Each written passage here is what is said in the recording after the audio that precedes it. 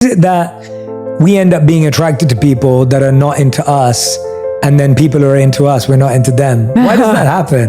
I'm going to give you some theories, and there are theories shared by many. But one thing that I say is that if anyone truly understood 100% the answer to that, they would win the Nobel Peace Prize. Right? Because everyone has these theories, and they're good theories, and they're rooted in psychology. I really want to put out there that no one truly has the answer to that, but there's some really good theories. So one theory, when someone is not paying as much attention to us, that could trigger attraction. And one of the reasons is, well, maybe maybe there's something really special about them. And so we put them on a pedestal, and where we are on the spectrum of our self-esteem impacts that greatly. So if we are on the lower end of self-esteem, then we are going to meet people often and think that they are better than us. If our self-esteem is on the healthy level, then we kind of are like, well, I'm not better than anyone else, and no one's really better than me.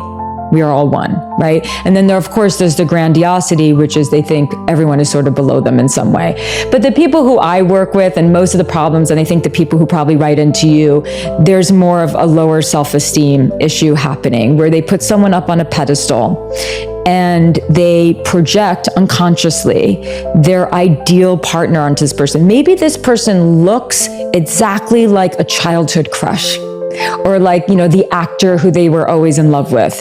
Or maybe there is just something about them and their vibe that they're like, this is the person that I want. Or maybe it's their job. The things on the surface, people will then think, I must get this person, because if I get this person, then I'm actually getting everything that I've ever wanted in a partner on the surface. If I get this person, I'm validated, I'm going to have a good life, right? So it's all an illusion. It truly is all an illusion. Then there's the deeper childhood wounds of, my father was very rejecting. I'm putting this in the context just because I'm a woman who dates men, so I'm just thinking more, but it could be, obviously whoever you date. But if one of your parents was rejecting of you, and that's all you ever knew, and so you never really felt good enough, so actually in dating and in love, your sort of center of gravity psychologically is, I work really hard to earn love, as opposed to understanding or being used to, no, all I have to do is be myself, and the right person is going to fall madly in love with me, right? Mm-hmm. Be myself with a little dosage of also let me check myself, right? So people are used to that. They're used to the rejection, and then again, the lower self-esteem. If they're not into me, challenge accepted. So other people are just there's a competitive edge.